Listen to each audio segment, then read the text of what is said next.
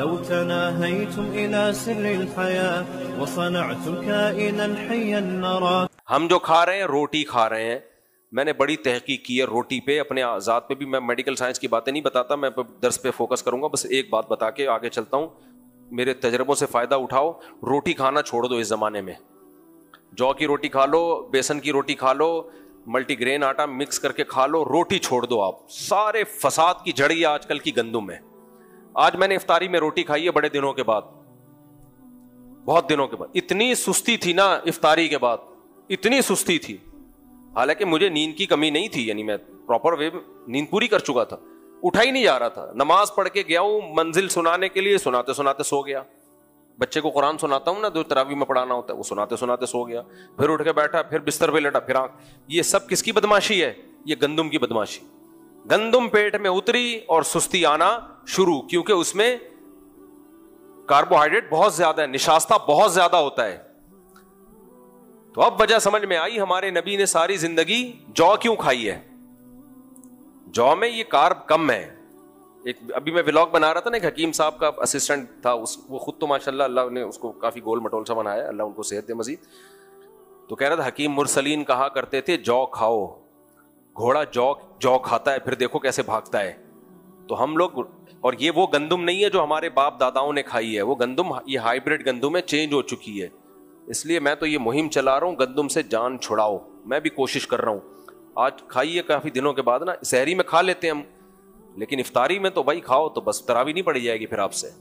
تو اس سے جان چھڑاؤ. اس میں کوئی سرخاب کے پر نہیں لگے ہوئے آج کل گندم میں. اور دوسری بہت ساری چیزیں, چنے کھا لو, کالے چنے, سفید چنے, 20 قسم کی چیزیں کھا لو اپنے خرچے پہ.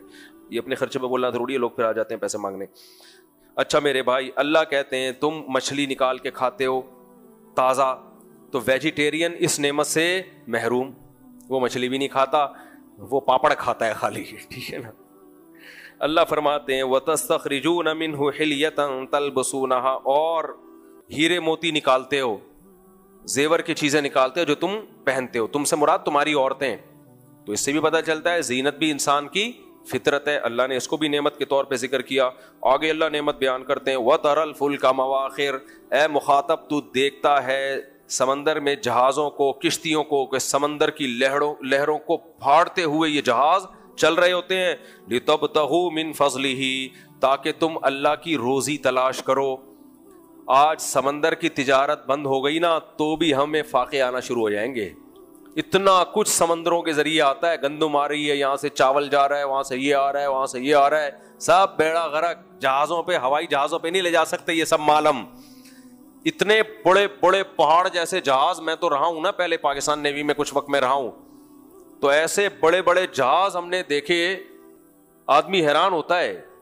اس میں ہمیں یہ کنٹینر ایسے لگ رہے تھے جیسے ماچس کی ڈبیاں رکھی ہوئی ہیں چھوٹی چھوٹی. تو کتنا زیادہ مال سمندر کے راستے ایک ملک سے دوسرے ملک ہم ٹرانسفر کر دیتے ہیں. تو اللہ کہتے ہیں اس سے لاکھوں کروڑوں لوگوں کا روزگار وابستہ.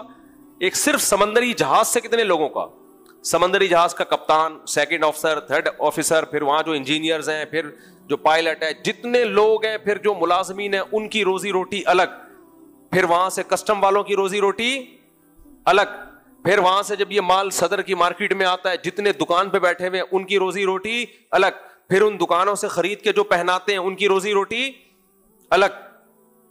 کتنا کچھ. پھر یہ جنرل اسٹوروں پہ آتا ہے مال, لاکھوں کروڑوں لوگوں کی روزی اس سے وابستہ ہے. اللہ کہتے ہیں یہ سمندر کس نے بنایا تمہارے لیے.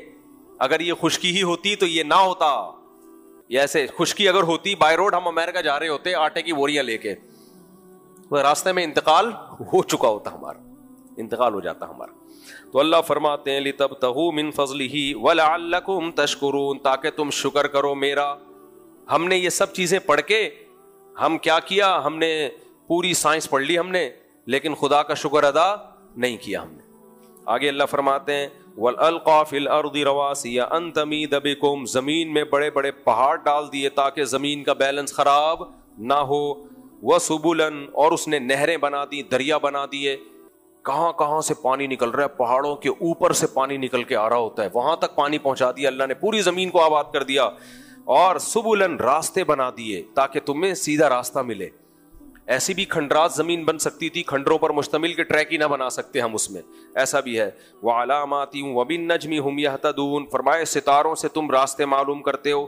افمن يخلق كمن لا يخلق, اللہ کہتے ہیں بتاؤ جس نے سب کچھ بنا دیا وہ اور وہ جس نے کچھ بھی نہیں بنایا, دونوں برابر ہو سکتے ہیں؟ ہم مخلوق کو وہ حق دے رہے ہوتے ہیں جو خالق کو دینا ہے. خدا کے مقابلے میں کبھی بیوی, خدا کے مقابلے میں کبھی ماں, خدا کے مقابلے میں کبھی باپ, خدا کے مقابلے میں کبھی باس, خدا کے مقابلے میں کبھی کلچر, خدا کے مقابلے میں کبھی پیسہ, کبھی لالچ. اللہ کہتے ہیں, اور جو مشرک ہیں وہ خدا کے مقابلے میں قبروں کو, خدا کے مقابلے میں بتوں کو. اللہ کہتے ہیں یہ ساری مخلوق کو ایک طرف رکھو اور ایک اللہ جس نے سب کچھ بنا دیا, تو دونوں میں تمہاری نظر میں کوئی فرق نہیں ہے کیا؟ کیسی زبردست آیت ہے. افمن یخلق, بھلا جس نے پیدا کیا, کمن لا یخلق, وہ اس کے برابر ہو سکتا ہے جس نے کچھ بھی نہیں بنایا؟ سب سے سپیریئر کون ہے بھائی؟ اللہ. جب منگیتر بولے آپ کی کہ داڑھی کاٹ لو, نہیں بھائی پہلے کون ہے؟ بولو نا اللہ. شوہر بیوی کو بولے پردہ چھوڑ دو, پہلے کون ہے بھائی؟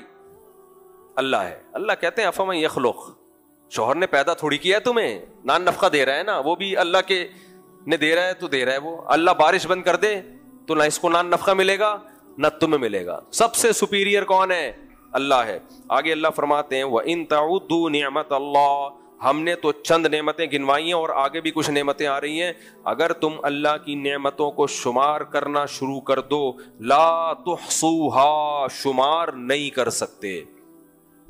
ابھی ملی بھی ہیں تو قدر نہیں ہے. جو نعمت چھنتی ہے نا اس پہ انسان روتا ہے. تھوڑی دیر کے لیے فرض کر لو آنکھ کی نعمت چھن جائے, اللہ نہ کرے, دنیا اندھیری.